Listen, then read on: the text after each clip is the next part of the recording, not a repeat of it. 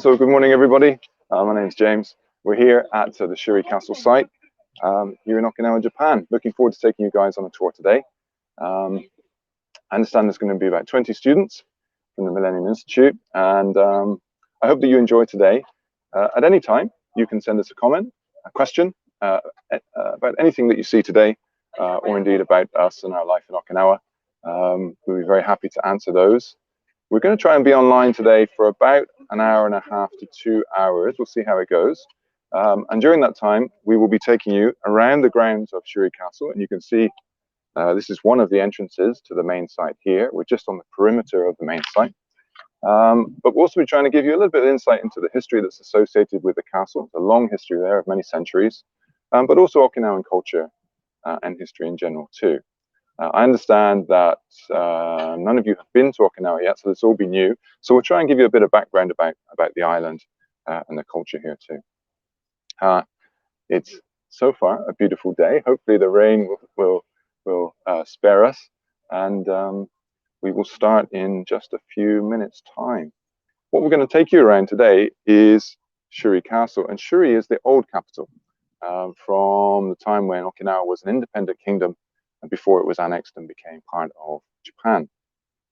Shuri Castle is the only reconstructed castle in Okinawa, and in fact has been destroyed and rebuilt 5 times. Right now, actually, the castle is under reconstruction again since a devastating fire that happened back in 2019, almost exactly 2 years ago. And we will take a look inside at the reconstruction work and take you around how that's progressing as well in the second part of the tour. So just to give you a little bit more of intro on myself and Becca, we're both from the UK. We both came to Okinawa to pursue karate practice. And I've been here for over 10 years and Becca for about half that time. We actually run a karate dojo called the Asato Dojo. If you can find our channel later online on YouTube. We post a lot of videos there, some to do with karate and some to do with tours around the island. So hopefully you'll find something useful and enjoyable there. Feel free to subscribe and follow what we do. Okay, so let's begin our tour. So we talked about Shuri as being the old capital of the Ryukyu Kingdom. So the Ryukyu Kingdom was an independent island monarchy that reigned for around 500 years prior to Okinawa being annexed into Japan.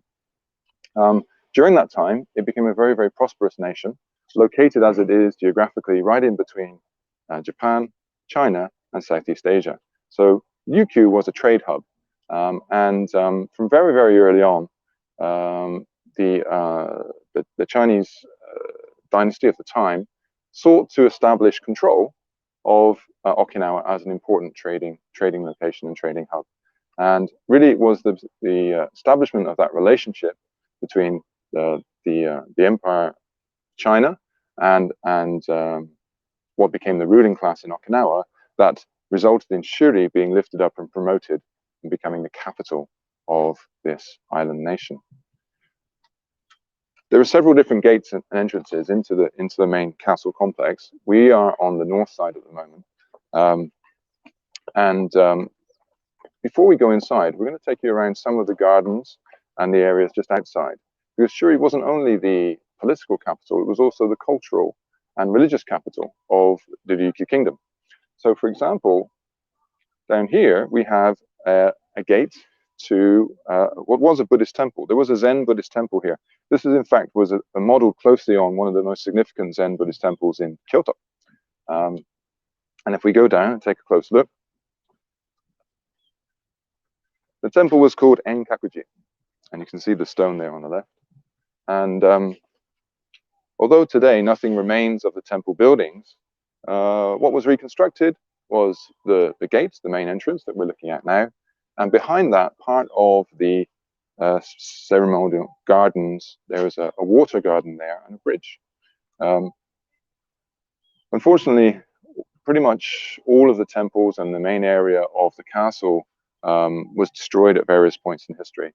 But this reconstruction was done within the last few decades. And today, this site, the remains of Ankakuji Temple, are one of the most significant archaeological and historical sites located around the perimeter of the castle. In its heyday, Shuri would have been surrounded by these kind of temples and religious sites, Buddhist, Confucian. Also, the Okinawans have their own indigenous belief system, more like animism, where they venerate their ancestor spirits, but also kind of the spirits of nature as well. So today, Okinawa has a real mix of, let's say, religious and cultural belief, kind of all overlaid on top of each other, which makes it a really, really interesting culture to observe. Okay, let's turn around and go over to another beautiful feature.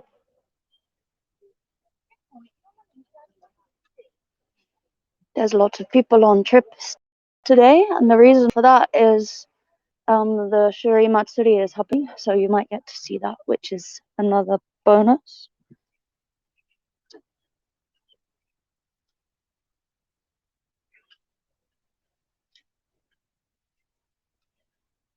So the castle site is surrounded by ornamental gardens, lakes, and other features designed to kind of impress the majesty of and the high level of sort of civilization and culture of the Ryukyu king and the dynasty that was based here in Shuri. So this is an artificial pond or a lake with a pavilion in the middle, as you can see, with access via a Chinese-style bridge. This was actually constructed as a place for visiting VIPs to relax and to enjoy demonstrations of dance or martial arts or other performances there in the front of the pavilion. Today, this water feature actually also has an important function of helping to control the rainwater in the river that flows down through from the top of the site right down. In fact, goes all the way down to the coast from here. So there are a series of ponds and dams. One of the reasons that Shuri Castle was a very important castle site was that it has a very, very good water supply. And we'll look at one of those natural springs later on as we go up to the entrance of the castle. But this is one of the quieter edges of the castle park.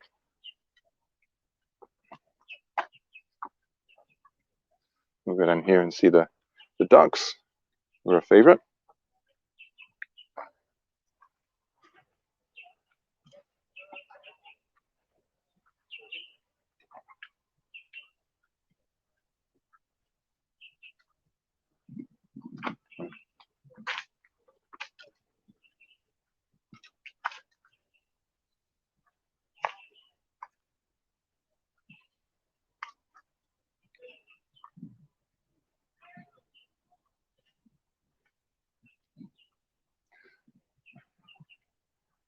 So the ducks here are very, very friendly. Very, very friendly. They get nice and close.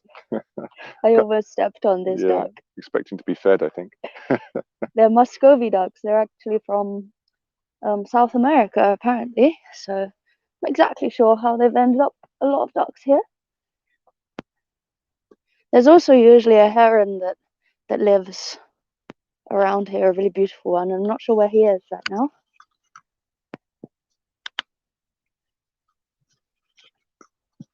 There he is. You can see him over there, catching his breakfast on the other side of the pond. So in the old days, there would be sort of pleasure boats, sort of that would be ponted up and down the pond here, and also the lake that's down here and the next level below. So you can just kind of imagine, you know, VIPs from China and from the Ryukyu Kingdom and other partner kingdoms too, Southeast Asia, Japan, enjoying a leisurely sort of float around, ponds around these lakes. Actually, there's a big old turtle down there. Oh. See if you guys can spot the turtle.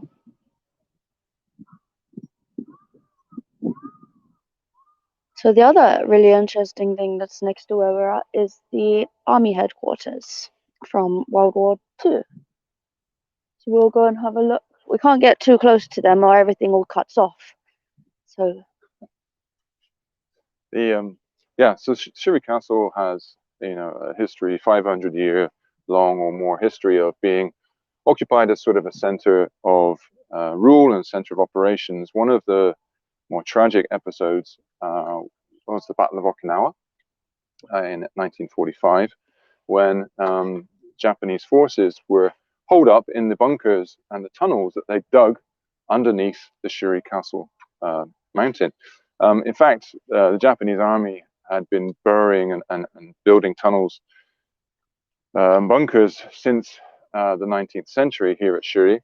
And in the World War II, they really took advantage of that and dug in deep. Unfortunately, it was from the start destined to be a battle that they would lose against the Allied forces, and many people actually perished inside these tunnels and bunkers, which still riddle the Shuri Hill here. You can get access today. They closed it all off. I think a lot of it has been left pretty much as it was since the war. But here's a panel in front of one of the main entrances here. It gives us a little bit of history about the 32nd Army, Japanese army, which was tasked with defending Shuri from the Allied invasion.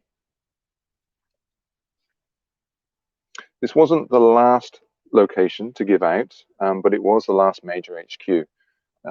After Shuri had been taken, and it took weeks and weeks of vicious, ferocious battle with many losses on both sides for the Americans to take control of Shuri. The last holdout for the remaining Japanese forces was down on the south coast, and that site too today is memorialized as a large peace park memorial down there to not just to the military that were lost there, but the many civilians. The Okinawans estimated that a third of the population was lost during the battle for Okinawa. 400,000 people. So it was really a very tragic episode in the history of Okinawa.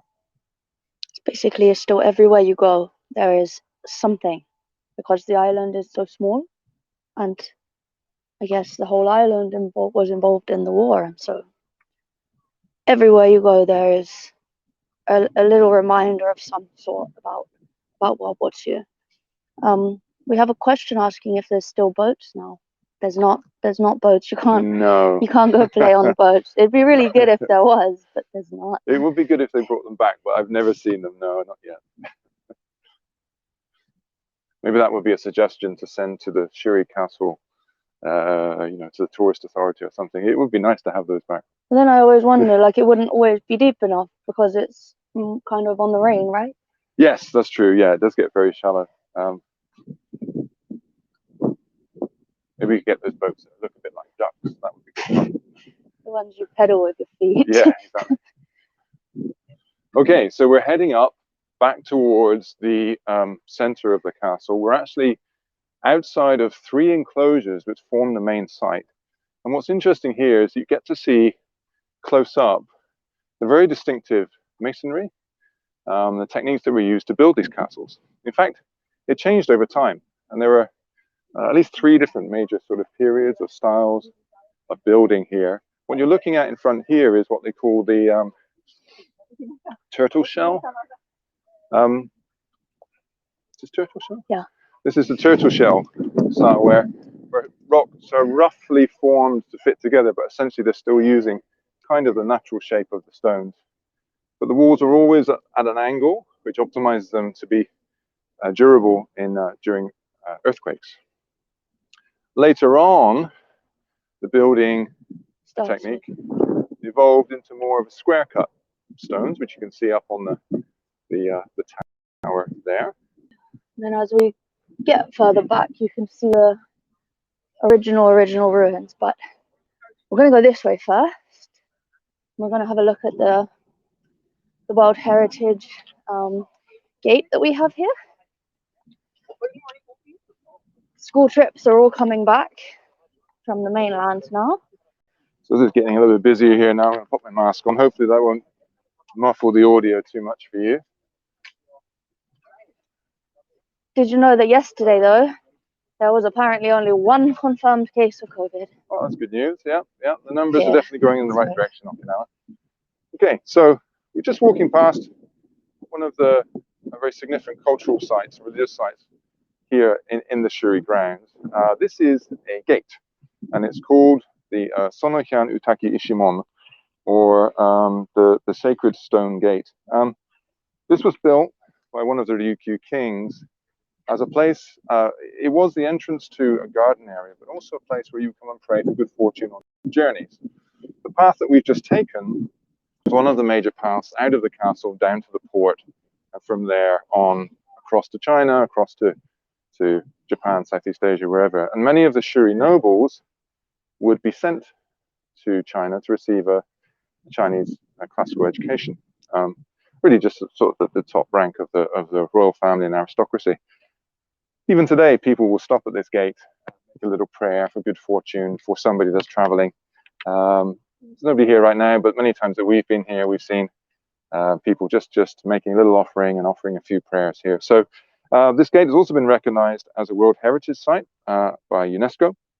And in fact, there are a number of sites around Shuri which have been given the same recognition. So let's have a bit of a closer or further look at it, so you can see it's really quite big, this gate, and it would have led down into the pond area where the boats are, and into the forest down there where the king could have hosted his envoys and had the parties. And you can see that lots of people are liking this gate. Lots and lots of people, lots of pictures of this one. Okay. And just next to this is actually one of the most iconic sites within the Shuri Castle grounds. Okay. In fact, this symbol has almost become sort of a symbol of Okinawa in itself. This is called the Shuremon. We're actually approaching the back of the gate. We're going to walk through, turn around and show you the front. You probably see the big school group or university group behind taking their pictures in front of it. It's a very, very popular location for that. This is one of 14 gates which used to lead from the port up to the castle. This is the only one that's been fully reconstructed.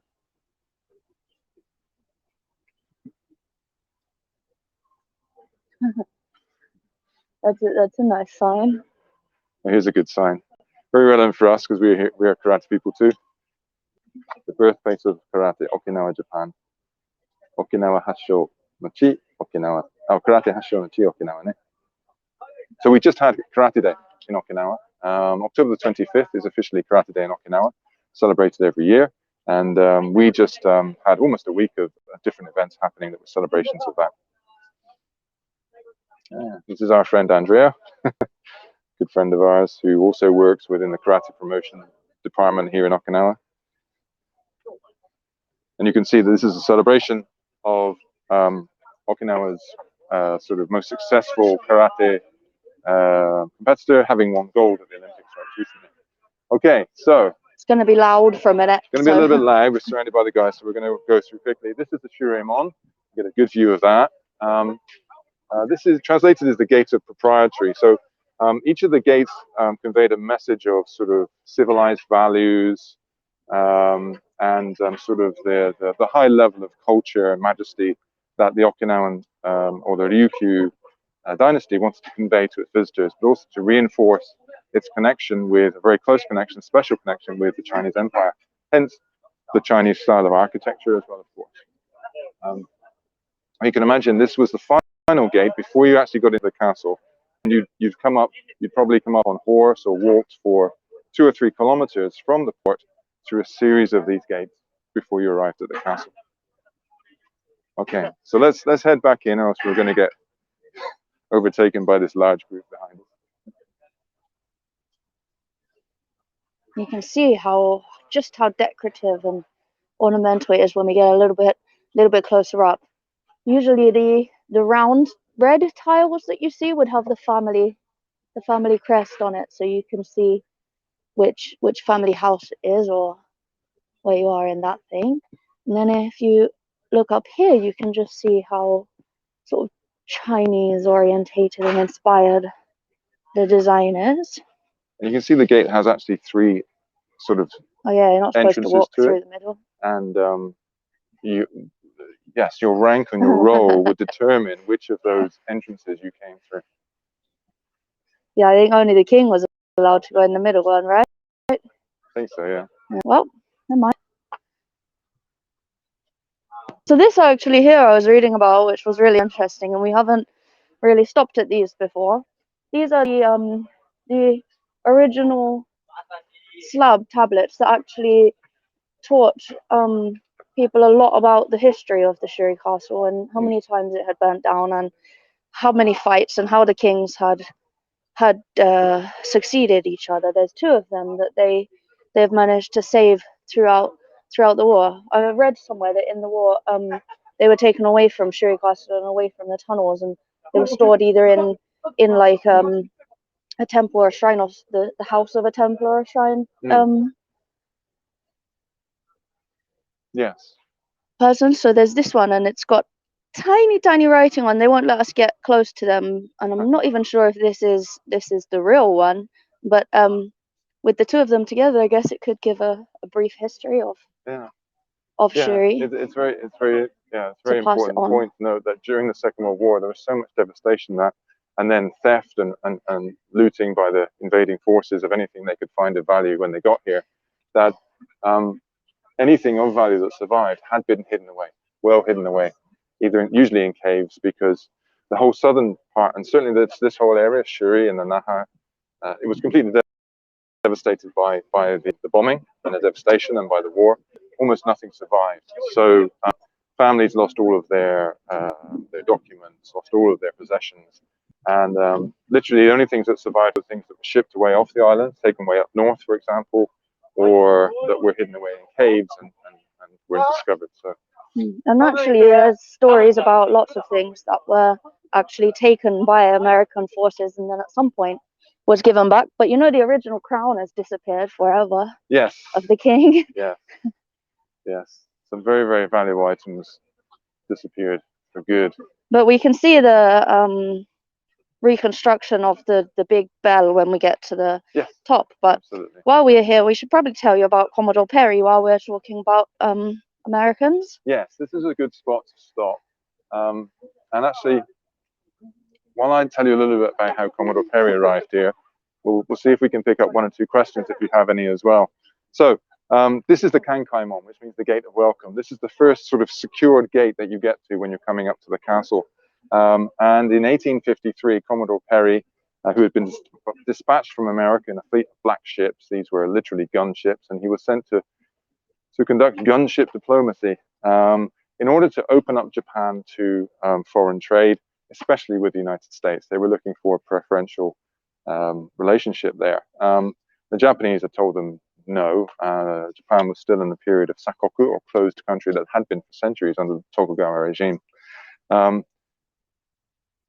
Perry stopped here first before proceeding up to Yokohama and the mainland. And this was sort of a test run to see if he could, push his way into diplomatic relations. And he actually managed to get into the castle twice. He didn't get to meet the king, but he was given a banquet, a dinner, and sort of an audience. The story is that he arrived at the port, proceeded up with a grand procession of a marching band, marines, even a cannon, dragged all that up to here, and then proceeded to negotiate quite vigorously with the officials who'd be peering over the top of this gated entrance. Like I say, he eventually made his way in, and that was really the beginning of the opening of Japan, the Meiji Revolution, which led to the rapid industrialization of Japan. Some say the westernization, but only in certain aspects. Japan remained a very, retained very much its character. But what it did do was, go through this revolution of rapid industrialization and taking on sort of the best of the elements of Western culture that it could find. If we go and have a closer look at the gate, you will be able to see some shisa. Right, before we do that, we can look at there's the Matsuri today. So we might actually get to see a reenactment of the king and the queen. That would be very cool. Whatever else they have going on in here. So yes, excellent timing today. We have the shisas on either side here. It's great. It's got very quiet quickly, which is nice. You can see there is two shisas. One has got his mouth open and the other has got his mouth closed. They say that one of them will keep in your good spirits and keep out the bad spirits, and they're kind of seen as a bit of a like lucky charm, talisman kind of thing to have. So bear in mind that all that you see today has been reconstructed in modern times, including many of the shisa and things. But these are modeled on older shisa, older models. The shisa has been sort of an icon in Okinawa since 15th century. Since the 15th century. When it was brought over here from China. So today you'll see shisa everywhere. Yeah. They're actually one of the most popular things to buy as a souvenir and take home. Konnichiwa. Konnichiwa. ごめん、今ライブ中です。すみません。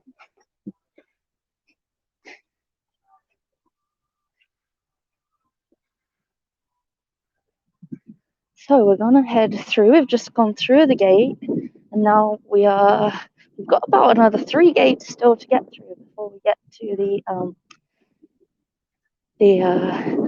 main middle of the castle, where you would see the main part.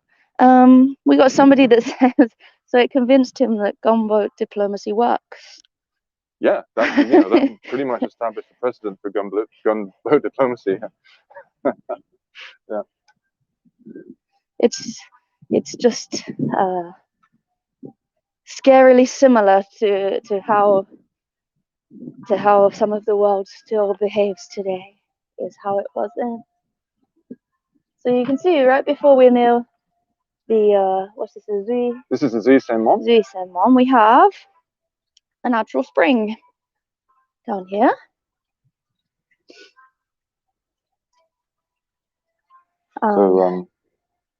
Okinawa, the geology of Okinawa is basically limestone, extremely porous, with lots and lots of natural caves, tunnels, and aquifers, and very, very, very, very clean water. Shuri water is renowned for its quality. In fact, one of the major industries that the king controlled, which was located right next to the castle, was sake production, rice wine production. Here in Okinawa, that's called awamori, and awamori actually became a major cash cow, a major export from Okinawa to China, to Japan. The Okinawans, though, had learned it from Siamese, what is today Thailand. And in fact, even today, they continue to make most awamori from rice that is imported from Thailand. Yep, and it's Shuri is kind of still today the rich part of the city and the place to live, and things that are produced in Shuri are seen as, I guess, more premium of a product. Absolutely, yeah, yeah. Because they can use the king and the castle as a nice selling point there. Exactly. The legacy of the Ryukyu Kingdom is very much alive today in terms of many Okinawans look back to the Ryukyu Jidai, the Ryukyu period, as sort of a golden age of Okinawan history, and it was in many ways. They've actually just finished repainting this gate here, so you can see the beautiful red that they have. Yes, this is lacquer. This is lacquer on wood here, which makes it very waterproof and very durable. And they're just repainting and reconstructing this gate that we see here. And this is the gate with the water clock, right? Yes, the water clock and the sundial here, yes. And this is also the gate where you must get off of your horse to go through it. Yes, we're getting close to the inner enclosure where the king's palace was located. And so, yes, at this point, regardless of rank, you would have to dismount from your horse or from your palanquin, from your carrying chair, and proceed on foot. You'll notice that the steps here are all built with a slope downwards. You can see that it makes it a little bit harder to sort of climb up. And the reason for this is that just kind of impress people on let's say the majesty and the importance of the person that they're going to have an audience with, the Ryukyu king. Would the king also have to get off? Or does he come in somewhere else? I think the king had a special privilege. He would come in somewhere else. Okay, so we've already climbed up quite a bit here. Let's take a look at the view. We've got a great view here. Today the weather is very clear, which is a bonus. But here we are. We're on the north side of the castle. We're here, essentially, we're looking across the west coast with the ports down there, but also basically looking up sort of the north, to the north end of the island. The island basically runs from north to south. It's kind of long and thin. And in the old days, obviously, there'd be far fewer buildings and urbanization. And other castle sites would have signal fires on them. And so if there were ships arriving from the north, then they would light the fire and down through the chain of locations on the island to signal down to Shuri that someone was coming. The island's about 120 kilometers long. Yeah, 66 miles long and about 7 miles wide, so it's still really quite small. There are many points in the island where you can stand on a ridge and see both the east and west coasts.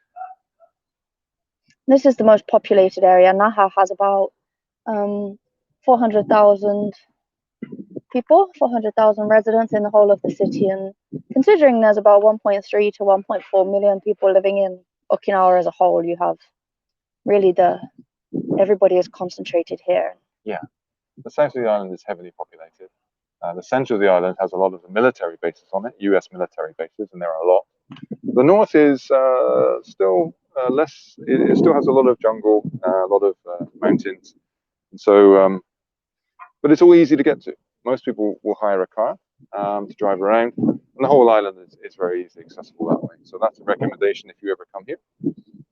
So we're going to take a look at the bell, because this is one of the items that was actually the original is in America, no? But they gave it back. Well, basically it was stolen after the war by some of the US military, just like lots and lots of the things from the castle and Okinawa in general was. Yeah, so this is the Bridge of Nations bell. And it was originally cast in bronze in 1458 and hung in the Seiden, which is the center building of the castle, the one that was actually burnt down recently. And it was inscribed with, "Located between Korea, China, and Japan, the Kingdom of Ryukyu is a beautiful nation in the southern seas. With its ships, the kingdom serves as a bridge between nations, and thus abounds with exotic products and treasures." So clearly, built or made in celebration of the wealth and the special position of Okinawa in between its larger neighbors. Yeah, and the original was taken in the war by some Americans, but then it was found recently, and apparently it's been given back. But obviously they're not going to put the original, sort of, right here. So yeah, they'll keep that in the museum, well protected. Okay. So we are about to go through the next gate, which will take us. This is the Yoke Gate, and this will take us into the outer courtyard. And there's quite a few interesting things to see in the outer courtyard. So let's go on through.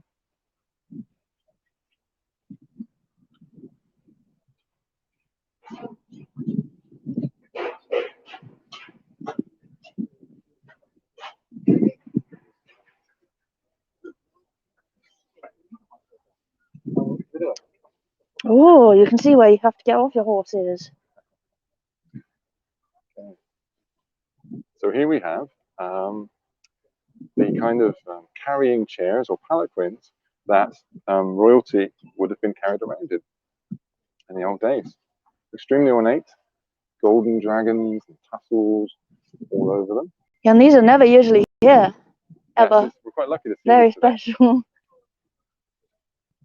Wow. See how many dragons there are and everything. Here we go. And if, I'm sure you guys are familiar with Chinese characters.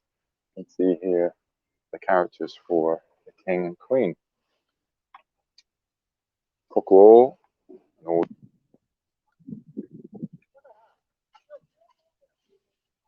They probably at least like use some pillows or something on there. You think they might just slide off as well? They're very shiny, aren't they? Lacquer. Everything's covered in lacquer. They probably have to hold on quite tightly to stop. All the them sliding people off. just have to learn to walk really well. Actually, just behind us is the tea house, even today, when you visit here, you can come in and have a relaxing cup of Okinawan style tea. It's a little bit different from mainland tea, a little bit different from Chinese tea. They tend to whip it up into a froth. It's called buka buka cha. So you can have tea and you can have traditional sweets here. If we come over and have a look, the panel here. I wonder if any of these sweets are familiar to you guys. I mean, obviously, a lot of these recipes and sweets came with Chinese culture to Okinawa. Perhaps they are found in Singapore too. I actually have a personal connection to these sweets because my wife, who is Okinawan, her family business is making traditional sweets, and now is the only store in Okinawa that still makes these two varieties of sweets. One is made from oranges and citrus; it's almost like a fruit dough, and the other is made from togan, tongua in Chinese. You know, the big green vegetable melons, which is caramelized and turned into a very sweet. So yeah, when you come to Okinawa, you can enjoy these kind of sweets. The reason these are associated with shuri is because these were the kind of sweets that were served as delicacies at banquets for visiting VIPs, particularly ambassadors coming from China and other countries.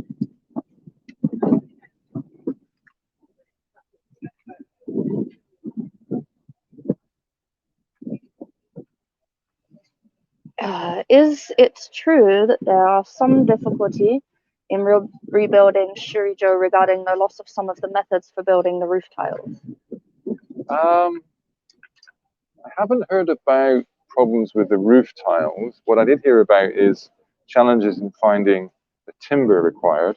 But I also heard that Taiwan had generously offered to supply the very large timbers that are required for the reconstruction of the Seiden. The Seiden is located just in behind this entrance gate here. The Seiden is, when constructed, is the largest timber construction on the island, and it requires very large timbers, essentially. Those couldn't be found in Okinawa anymore, but hopefully, yeah, they'll be sending them from Taiwan. I hadn't heard about tiles though. The tiles are something that tends to be made quite regularly in Okinawa anyway, so those are probably okay.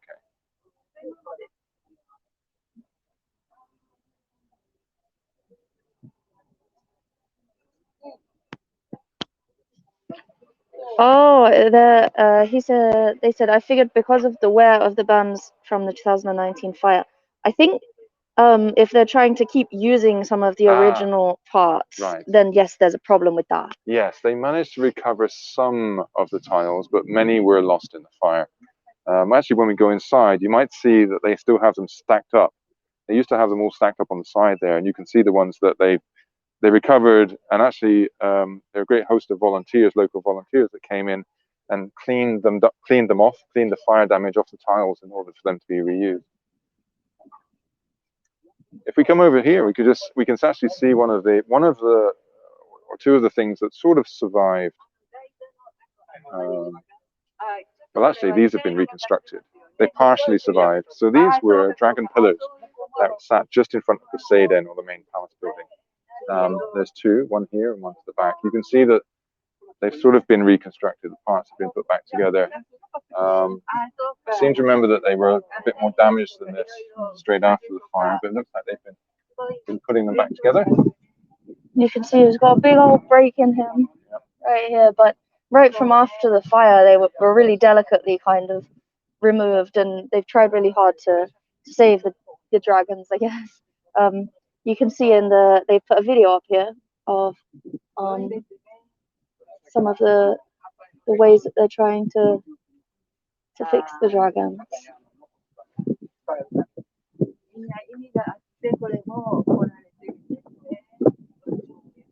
Okay, so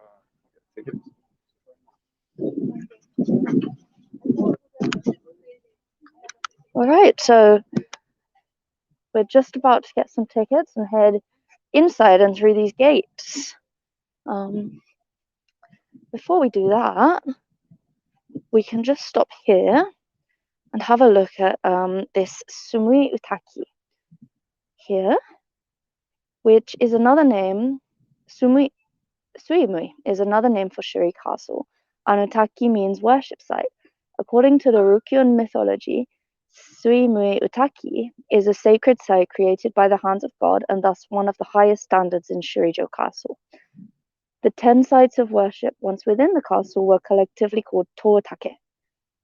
Before leaving the castle to visit temples and shrines, the kings prayed at the Sumui Utaki, and the priestesses performed a variety of rituals.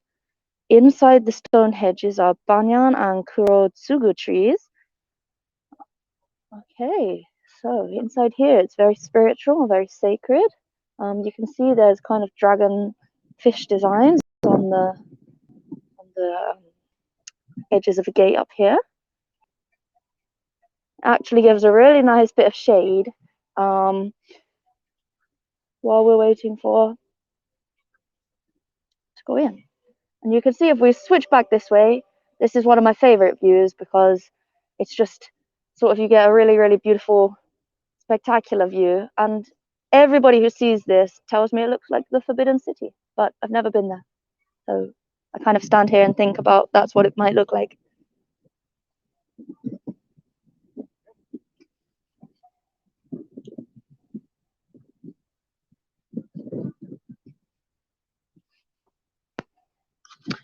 Okay, so let's make our way into the Reconstruction Zone. We're going into the Una, which is the inner courtyard area.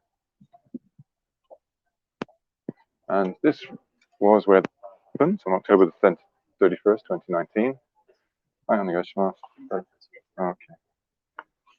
Right. ありがとうございます。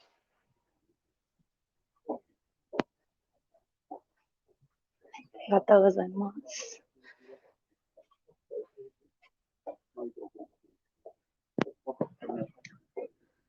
Ooh, it's changing all the time. Yes, they've moved a lot around since even the last time we were here, which was just a few weeks ago. In the center courtyard here, they used to have all the tiles piled up, lots of bags of rubble and bits that they had salvaged. They've moved most of that out of the way now, and you can get a much clearer view of this inner courtyard. Oh. Right in front of us, where you see the low kind of building there, was where the palace stood. It's quite sad, really, isn't it? Yeah. And the dragon pillars that we just saw sat just there to the left and right of the steps, just in front of the palace. To the left was the building called the Hokkaido, which was a building within which Chinese emissaries would reside while they were visiting Shuri Castle.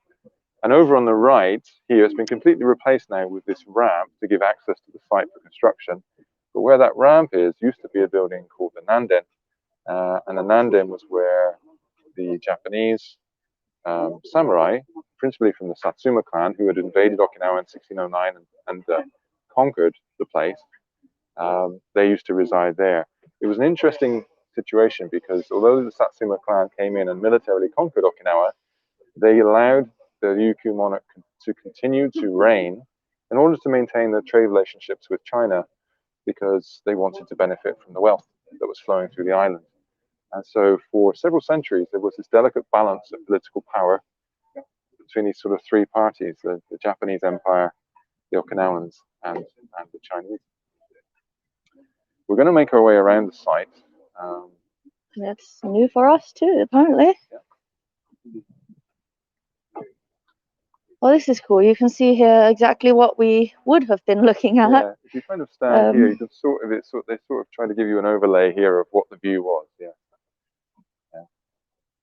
You can see the Seiden and to the left the Hokkuden. Pictures of the Seiden and the Hokkuden.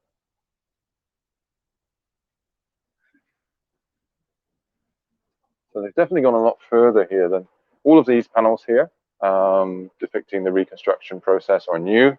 These have only gone up in the last few weeks, I think. The Reconstruction Project is scheduled to go on until 2026.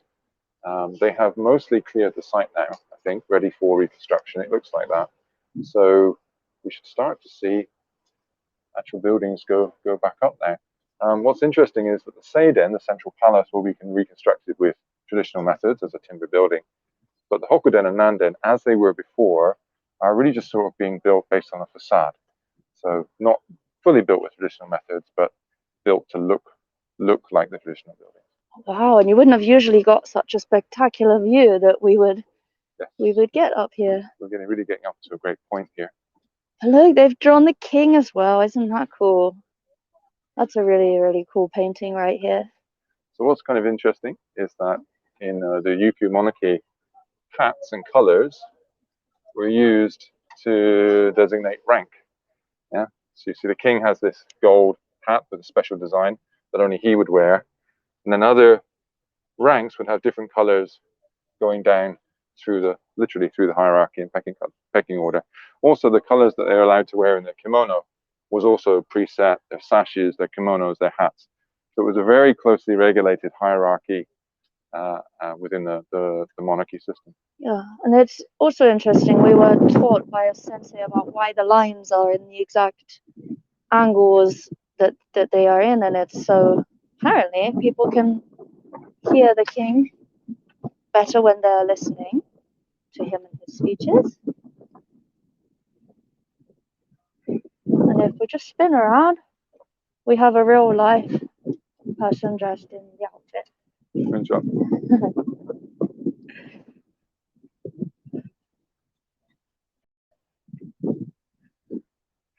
Okay. So there's an explanation board here of the stages of reconstruction. 2021. We're here, right? So they're building the timber warehouse in order to store the timber for the rebuilding of the Seiden. Next year, they'll be building a temporary roof to cover the site of reconstruction of the Seiden. And then by 2026, the Seiden should be back. We again have a really, really beautiful viewpoint from up here. Let's just have a quick look at that.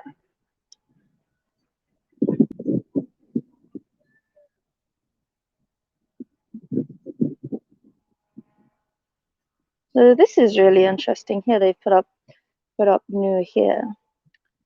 It says, in the days of the Ryukyu kingdom, if you were to look down on the streets of Shuri, the royal capital, from Shurijo Castle, you would have seen many residences belonging to royalty and the warrior class lined up along cobblestone streets like a grid.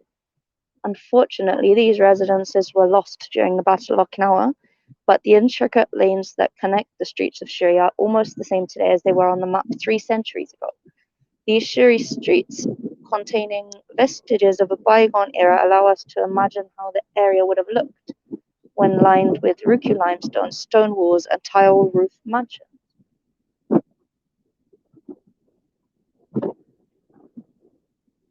So it's really nice that they're trying to keep the when it looked like this. That's cool. You can see the Ankakuji Temple where we started right here would have been really enormous. All that was left today that we saw was this here. So inside there would have been all of these that I don't know. There are a number of temple sites located around different areas. Where we started, actually, there were buildings that were used to control the trade that was going in and out of the castle as well. Some of these areas here. You can see down to the ponds where we were with the Benzai Tendo. That's a really cool old picture, that one. We should come back and take a few pictures of this stuff. Yeah. It's quite cool that we've gone here before they cover it with an entire warehouse, isn't it?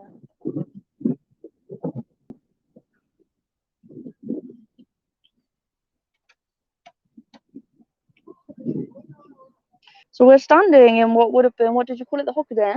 Hokkaido, yes. Hokkaido, just behind right now. You can see the concrete foundations left from the previous reconstruction. Yeah.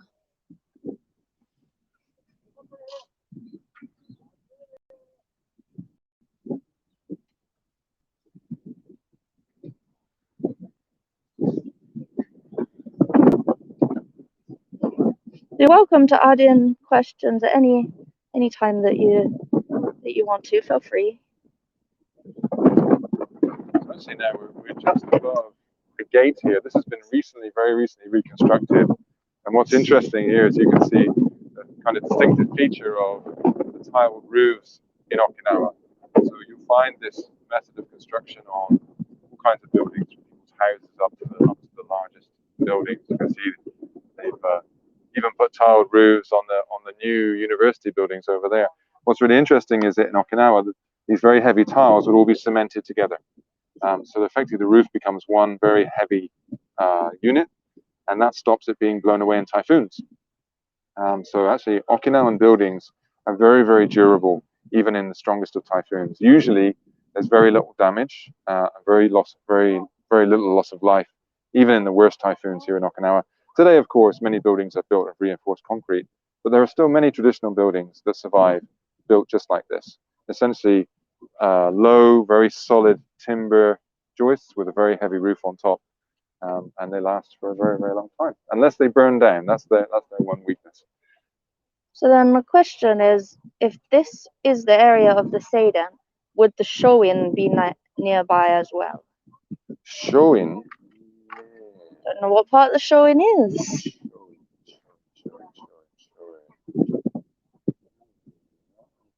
Good question.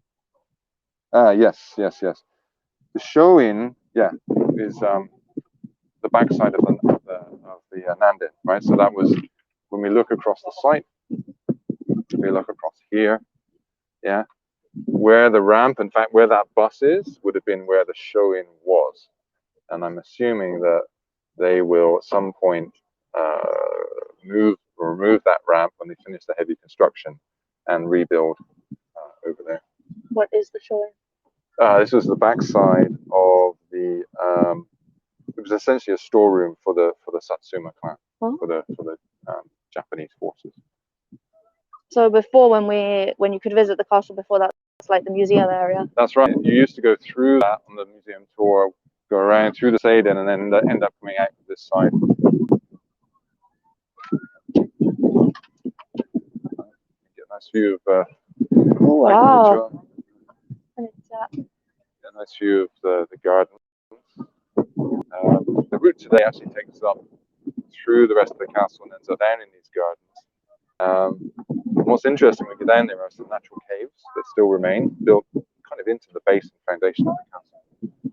Yeah, I think it's also like really nice that they're trying to grow a garden of medicines and food that would have actually been used back in the. Yeah, they've been planting berry bushes. There's a picture here of the site as it was the day after the fire itself. Once these ladies moved out of the way. We'll just look at the guy with his yellow hat on over there.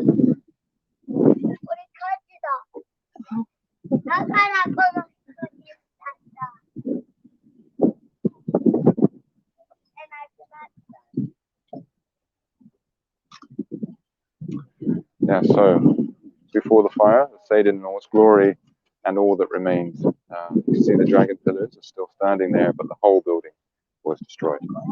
Over here, the Nanden we talked about, and over here, this side.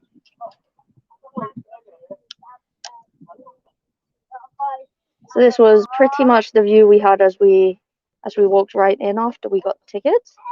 That's right, yeah. And here's how it was after fire. Here's how it is supposed to look. You can see again another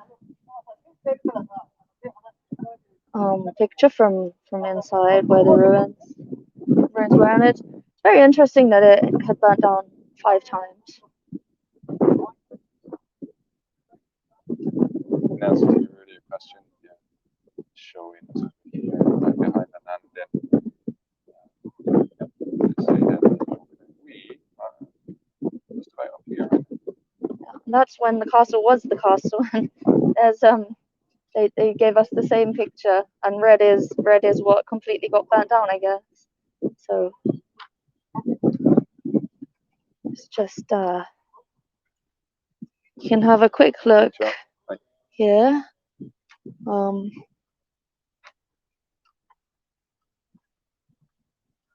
These ones. Right, so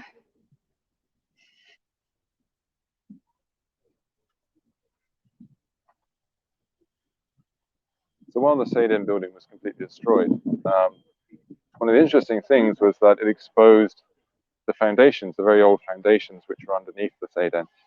So bear in mind that this building has been built and rebuilt multiple times, and every time they would rebuild on top of the old ruins, right? And when we go and look inside,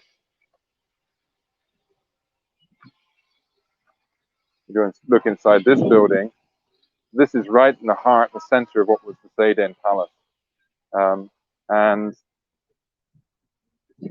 down there, below ground level, we see some remains of very, very old walls and foundations. This has all been exposed. I guess it's exposed every time that the castle is burnt down. It's burnt down a lot of times. What's really interesting, just to give you a perspective on this, is that I have some friends who were born and grew up in Shuri. Bear in mind that this castle reconstruction was only really completed around the 1990s. It went through from the 1980s to the 1990s. So many of the Shuri residents grew up without a Shuri castle here, or certainly without the palace building being here. After the war, in fact, there was the site was used for different things. It was used for a university for a while, so some of my friends from Shuri, although they were very upset at the loss of the castle, they were kind of like, well, it comes and it goes, he'll be back again, that kind of thing. So that is because it has been burnt down quite a lot in Castle's usual. Yep. How are we doing for time? It's 10:55. Okay. So we're basically an hour in. Okay. So I think what we'll do is make our way through the reconstruction side here, take a little break, sit down and take a few questions. Here we have remnants and remains of some of the decorative features that were on the Seiden. These twisty bits of iron and metal were actually the dragon heads. See if I can find the original picture to that, because otherwise you're not gonna get it. Here we go. Have a look at these dragons which were on the roof. Yeah, these are on the crest of the roof, and this is what unfortunately is left. And I'm not really sure. I mean, do you think they're just here for the sake of being here, or they're actually going to try and use it again? I doubt that they'll reuse these. I think they'll probably remake them from scratch. What's interesting is that these were also lightning conductors. So, so these were actually used as lightning conductors when they were on the roof as well. On purpose or not? On purpose, by design. Yeah.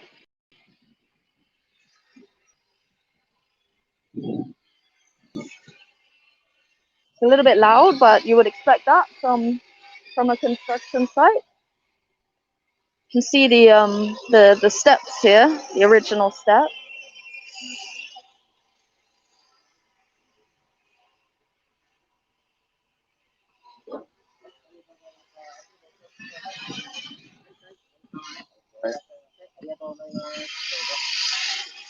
Okay, so oh, very loud. To our left here is the gift shop. But this also used to be the ladies' quarters. That's right. And it was not destroyed in the fire either. This one. Yeah. So now we're going into sort of what would have been the private section of the castle, behind the palace and the Seiden, and the courtyard where the king would receive, visitors in public and in official ceremonies.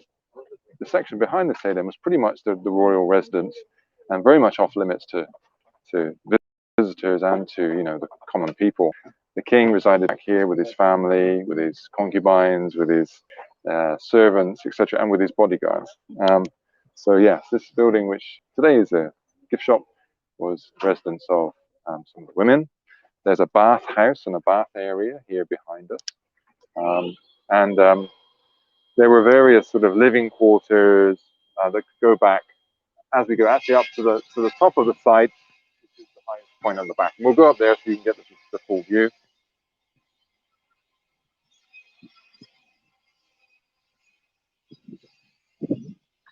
Are we going in here? Well, yeah, let's show them the multimedia. We won't sit and watch. Inside here is a very well done large screen multimedia display, which gives the story of Shuri Castle, the history, but also of the fire and the reconstruction. They also have a VR show that you can enjoy too.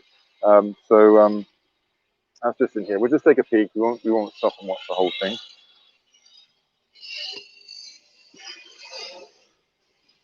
We have a question about where did the fires originate from? Good question. So the fire started in the Seiden. I can't see in there. Yeah, you can look. Yeah, the fire started inside the Seiden. The cause of the fire is still ambiguous. One of the official reports said that it might have been an electrical fault, but then later on it turns out that there didn't seem to be any burning around the electrical sockets. The thing that we do know is that there were a lot of people inside the Seiden that night that wouldn't have usually been there because, just like now, they were preparing for the Shuri festival. And so there were a lot of people. They had a lot of costumes in there, a lot of additional banners and things. A lot of additional highly flammable material was being stored in the Seiden, and there were people in there late at night preparing for the festival the next day. Around 1 a.m. in the morning, a fire broke out. Was it an electrical fault? Did somebody throw a cigarette in the wrong direction? Nobody knows, or nobody really wants to say. And I guess we just have to leave it at that. But one of the reasons there was so much damage was because the fire trucks could not get in. Yes, right? well, yeah, there were two reasons. They could have saved it a bit Absolutely, more. there were 2 reasons why they couldn't stop the fire. One is they didn't really have a fire suppression system inside the building. So that was a slight oversight. Largest timber building on the island, no fire suppression system. And the other one, as Becca just said, is there was no way for the fire engines to get inside. The ramp that you saw earlier, was actually built after the fire in order to bring construction vehicles in. So, yeah, it was kind of they couldn't stop it, really. Kind of a fire waiting to happen, if you want to be a little bit morbid about it. What was fortunate is that nobody perished, nobody was hurt in the fire, so that was obviously a bonus. Yeah, hopefully when they rebuild the place, they'll put some sprinklers in this time and retain a place for the fire engines to come in as well. Okay, so let's take a look inside here.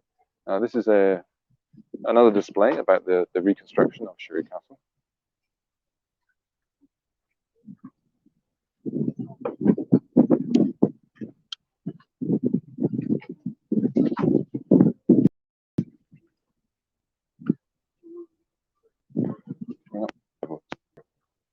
I'm not going to be able to talk too much in here, so we'll just kind of walk around and let you take a look at what's inside.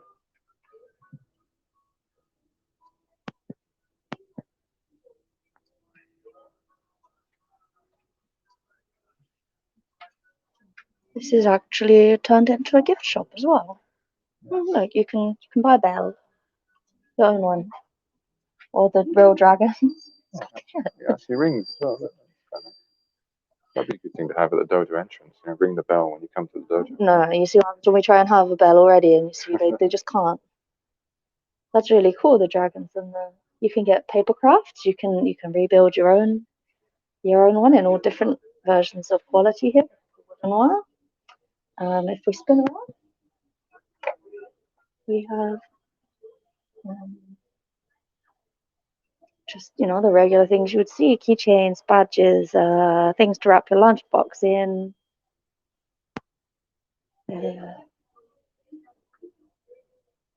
Yep, notebooks, little trays, postcards.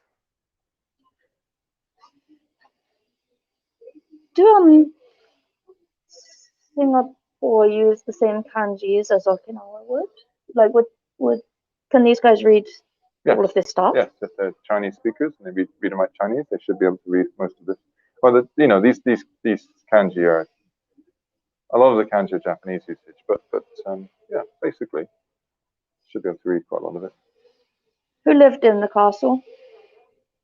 In the castle, the king and his immediate family and his bodyguard. So let's go to a corner. They're waking up now. That's great. Let's have a look at this board over here. Not to go into all of the detail, but a lot of these little details turn out to be very significant. So, for example, these are the dragon heads that are on the crest of the roof that we saw the remains of earlier on. The orientation of those, whether they faced in, whether they faced out, whether they were facing towards China or facing another direction, all of this was significant. One of the criticisms of the previous reconstruction was that they got the orientation of the dragon pillars wrong. So the dragon pillars were like looking at each other, and they should have been looking out, for example, according to some Ryukyu historians. So it'll be interesting to see if the reconstruction is slightly different from the previous version. Maybe they changed some of the orientation or some of the details of these things. A lot of it has this cultural significance or historical significance. Okay, so we have a few questions. Why is the Shuri Castle design more Chinese than Japanese in influence? Very good question. Well, as we've said, the major relationship, trade relationship, diplomatic relationship for the Ryukyu Kingdom was with the Chinese mainland. And in fact, the first major migration into Okinawa was essentially a Chinese colony that was established in Kume, an island just down near Naha Port. And those, they were called the 36 families. And those 36 families essentially established a very, very rich and both financially rich and culturally rich colony, which became an integral part of civilization here. The wealth and the riches there were really the foundation upon which, and the relationship with China, the foundation upon which all of this was built. For example, the first trading ships that the Okinawans used were not ones that they built themselves, they were ones that were lent to them or gifted to them from the Chinese. So later on, of course, the relationship with Japan became the dominant relationship. But for many, many centuries, the relationship with China really was the key to Okinawa's prosperity. Question number 2. How much did the burning of Shuri Castle affect the tourism, and to what extent is Okinawa's tourist industry affected by the pandemic in general? Oh, it's been massively impacted. Essentially, since Japan closed its borders to tourism back in, when was it? March of 2020. 2020. Yeah. I mean, so international tourism obviously pretty much stopped. Okinawa had been going through a boom in tourism from its Asian neighbors, from China, Singapore, Korea, Taiwan, etc., and that almost pretty much stopped. So yes, it's been very, very hard. The place has gone very, very quiet. But not completely dead. I mean, essentially, mainland Japanese tourists have come back to Okinawa. Of course, not being able to go to many other countries. So it's kind of been sort of a time warp in a way, right? So right now, Okinawa feels like it was 10 or 15 years ago when I first came here, when it was pretty much just a destination for Japanese tourists and visitors. You didn't see many international tourists at all.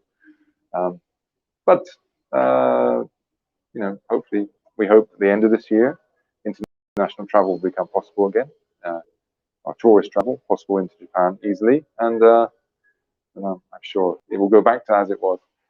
But yeah, the impact.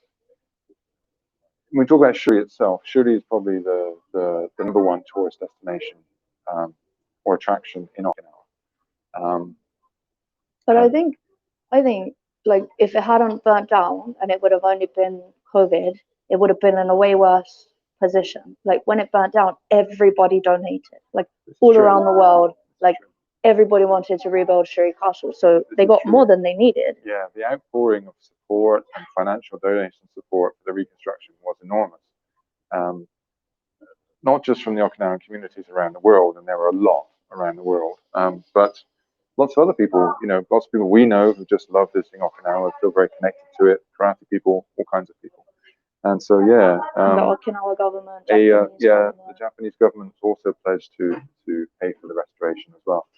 Actually, But then also, yeah. didn't Taiwan and Korea and the other surrounding countries that it was kind of built with and designed sort of by also offered support to help rebuild it? So Yes, they did. Yeah. So yeah. So yeah, actually, in a way, a tremendous kind of war chest has been accumulated for the reconstruction. But it just goes to show the depth of feeling and affection that a lot of people have for Okinawa and for Shuri, not just Okinawan people, but many other people too. So this video is on a loop here. I don't know if we'll get back. There was a scene here of the actual fire itself. So here you can see a visual shot of the whole site immediately after the devastation of fire. So I think to kind of finish that question, the burning of the castle is not necessarily, it's affected the tourism, but it's not necessarily been a bad for the castle. Yeah. So yeah. The pandemic in Okinawa has closed a lot of small businesses, but everyone's doing their best, and it probably all bounce back.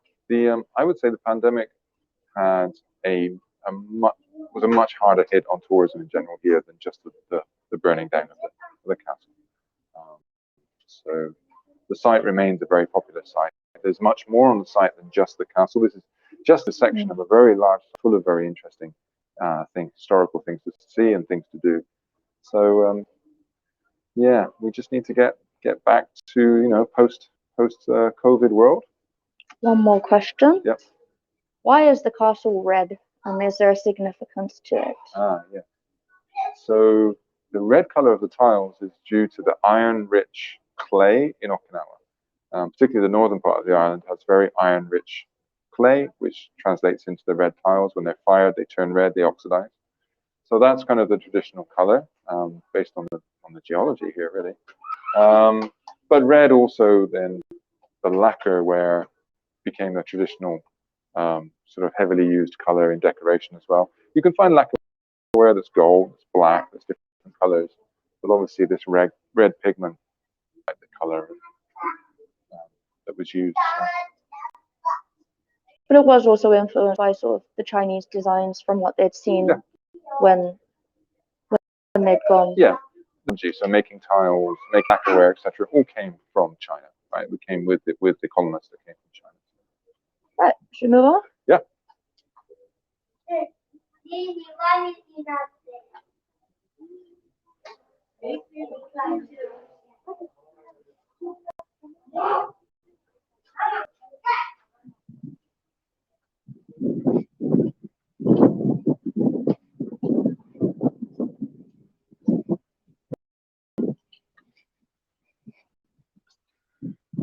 Okay, so we're going to make it up to the walls at the back of the castle site. This is actually the eastern edge of the castle site. We're going to the Agari no Azana, which means the eastern observation point.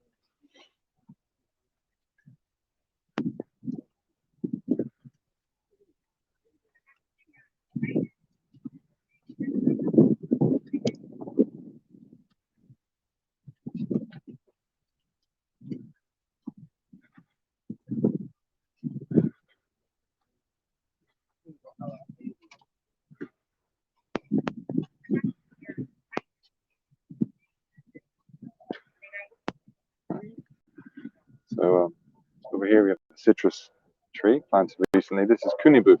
So kunibu are a type of citrus that grows up mainly in the north of Okinawa. These are actually one of the varieties of oranges that are used to make the sweets that we looked at when we were down at the tea house.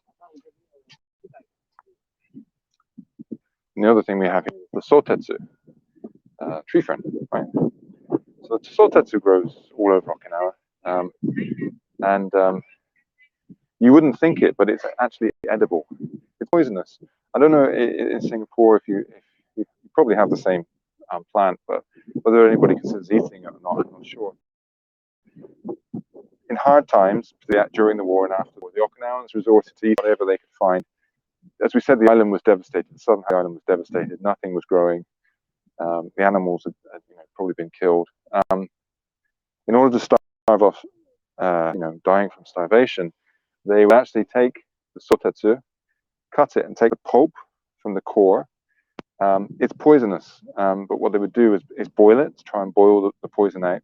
Be left with the white pulp, dry it, pound it up into a kind of flour, and use that to make, cookies or bread or eat.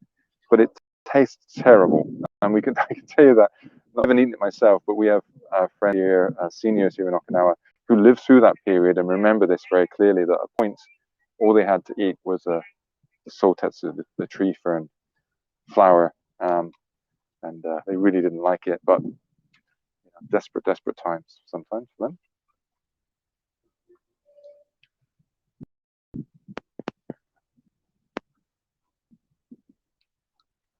There would have been, oh, that's interesting. There would have been a water reservoir right here.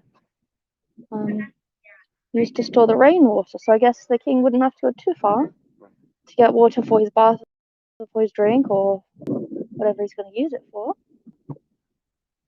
Yes, we're really up into sort of the private areas of the castle now. Actually, this wasn't open until fairly recently. This whole area, you could. Yeah. Until after the castle had burnt down, they'd kind of kept all of this closed off. So again, it's almost another lucky reason. So isn't here really interesting, because this is where the king, after he died, would have been put. This is where when the king passed away, his body was interred for several days here, and kind of was very much an off-limits location. It says that this is the Hakugimon, and gate dedicated to the king and the court ladies who would visit. Other people would go through the side gate, and as we said, when the king had died, his body would be here for a few days before moving on to the next location, being cremated and interred in the royal tomb. It's interesting just how thick the doors and the walls and the last time we were here with our very, very senior Okinawan karate sensei and historian, he said that when he came into this area, he didn't feel too comfortable. It was almost like the spirits of the dead were still here. He didn't want to stick around in this area for very long.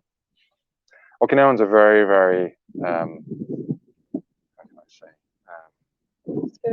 spiritual, but also, how can I say, they're very, very, very kind of scared of the spirits or respectful of the spirits. So. Okay, so we've got one more climb to get up to the Agari no Hazana, the Eastern Observation Deck.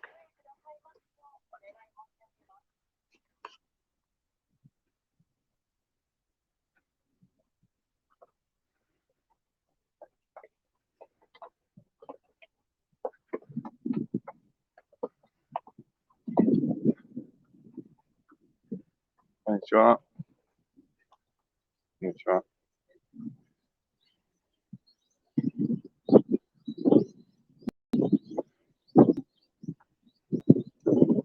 There's a good question about where we just were at. Seeing as the funeral ground was so large, was there a chance that Okinawans had a habit of burying objects or other items with them? Yes, they did. So they didn't. What's interesting to note is they didn't bury their dead. They would cremate them and put them in the remains in a pot and put it into a tomb. So yes, in the tomb, along some family items too. There are certainly stories of and evidence that because they did that, tombs were later robbed, broken into, and robbed for valuables. So there's a certain amount of that. Not a huge amount, but to a certain extent. So then, is there any reason why the castle walls are relatively low compared to castles of those in Europe, for example? Were they not expecting invasions? Something similar to the castle, in terms of it being an actual active defensive structure, once Okinawa had been unified and got past its sort of pre-unification stage, when it was essentially small bands or groups, tribes fighting with each other, then actually sort of castle walls became less relevant, right? When they started to get into the age of firearms, so cannon, etc. You know, the castle became more of a symbol of authority as opposed to an actual, you know, scene of battle or defensive battle. Evidence of that is when the Satsuma clan came down in 1609, and they arrived right up in the north of the island. They pretty quickly moved down, conquering castle site after castle site. The record is that they faced no significant resistance. So by the time that they got down here, we'd probably say that the castle, in terms of its defences, was you know, not as indefensible, or not as sort of strong as it might have been. The main thing what's interesting is that one of the main reasons that power was consolidated in Shuri was to try to get before power was consolidated here for some time after, there was rampant piracy going on. Lots of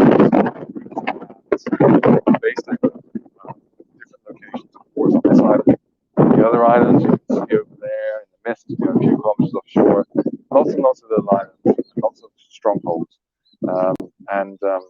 The consolidation of power here was really about suppressing all the piracy so that the trade more safely and securely from China, from Japan, and places like that.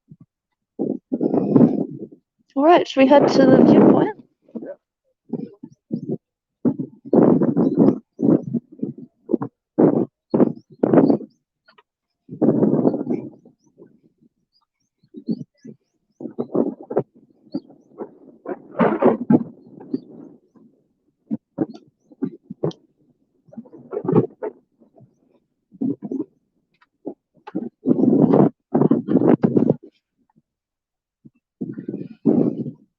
Okay, so we're looking from the eastern point back across the central part of the castle site. You can see that the Seiden will be located right in the center of view there. And if you look further, you can see right down to Naha City, down below us, and Naha Port, and even across to the islands that are located over there. If you ever come to Okinawa, actually, those islands are a lovely day trip destination. Absolutely beautiful sea out there. Okay. Do you have any other questions? Hold on a sec.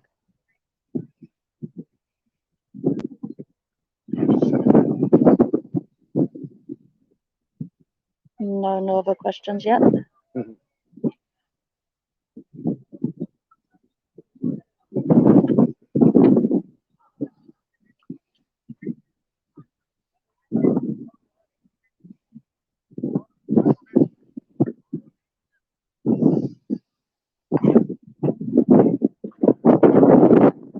So it's about 11:20, and we have maybe 15, 20 more minutes, I'd say.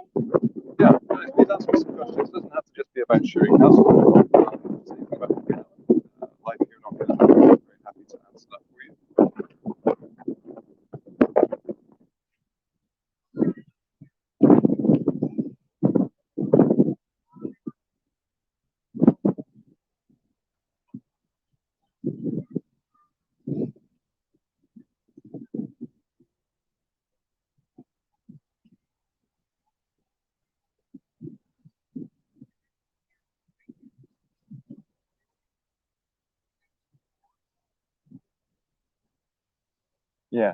Yes, that's a good point about the castle. You see that you're right. It doesn't have any features designed for archer defense or cannon mounting or anything like that. So you can kind of tell that it may have been. Bear in mind that what you see today has been reconstructed, right? So it's not. It may have been that in previous iterations of the castle there were more explicit defensive structures, but so it may have been in the past that there were more defensive structures, but certainly in this reconstruction today, there's no evidence of that. I wonder also if this ties into sort of let's say the modern day image that Okinawans like to portray, but also want to believe in, is that Okinawa is very much the land of peace and good manners and friendship. I know that is very much the case. That's absolutely true. may have not always been quite the case, though. We talked about how 500, 600 years ago, this was a pretty lawless place. Lots of roving bands of pirates, warlords who were competing for whatever they could get their hands on. So, perhaps the reconstruction of the castle is also, influenced by the image that the Okinawans would like to portray.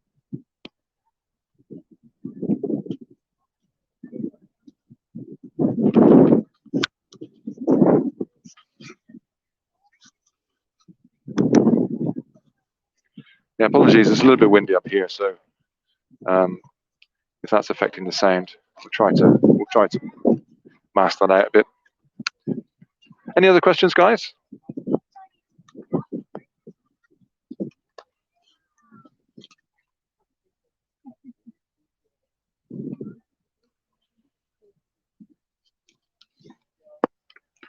That's not marksmanship. That's an interesting question. Okay, so what I can say in regards to marksmanship is that one of the things that is not portrayed that much in modern accounts of Okinawan history is the fact that Okinawa was they made a lot of guns in Okinawa, essentially. So the Okinawans, part of their wealth was from making and selling weapons to the Japanese, to the Chinese, to others. So they would take in the knowledge of doing that from the Portuguese and from the Chinese. They had natural resources on the islands to make gunpowder, and actually there was a period of time when they were a supplier of weapons, a major supplier of weapons. So that's an aspect of Okinawan history which tends to be downplayed these days, but that does kind of relate to your marksmanship question. Again, depending on like the history that you read about Japan, the samurai were also heavily investing in firearms as soon as they could get hold of them. From the time of Nobunaga forward, again, the 14th, 15th century, the Japanese were equipping their armies with basic firearms. So although we think of the samurai period as being sort of that golden period, they were very much equipping themselves with as much modern weaponry as they could get as well. Okay, guys, I hope you enjoyed the tour today. I think it's been fantastic conditions. The weather's been excellent.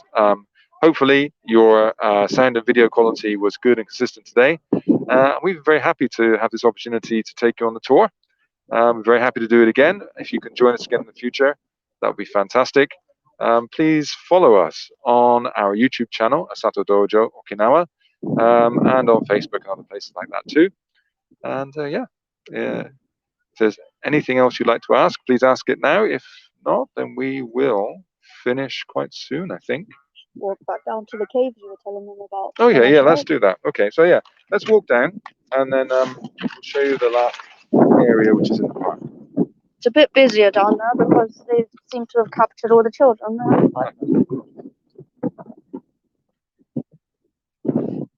It will give you guys a chance to send through any last questions while we head down there, and then we'll be done for today. Hi. Hi.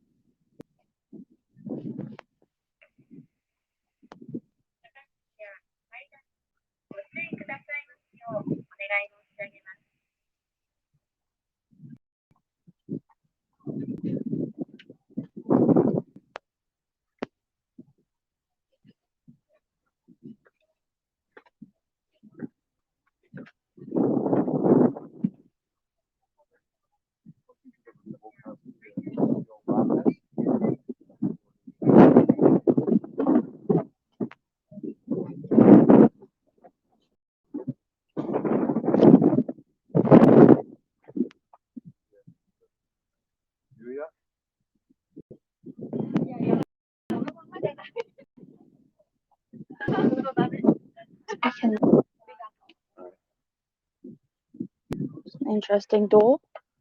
So again, one of the most private locations, the ladies' bath. Do the guys not wash? Huh? The guys don't wash? Maybe that's the king's privilege to have a wash once a year.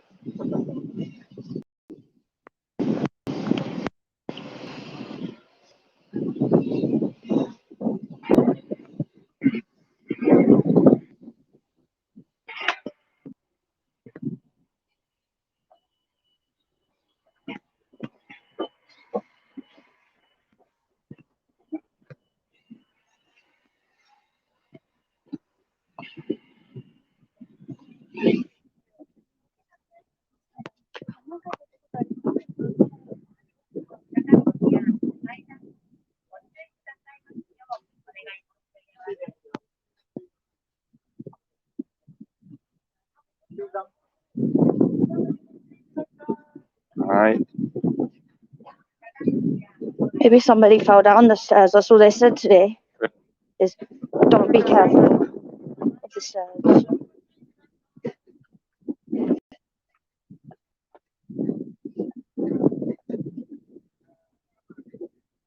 This door is that's interesting. The front gate to where the king and his family lived. So he wouldn't have actually come up all of the path that we had taken where the visitors come up. The king would have come in this gate we just came out Would have been his front door. Yeah. Actually, this was an ornamental garden, a garden full of fruits and medicinal plants. There's a large school group here. We'll go past them.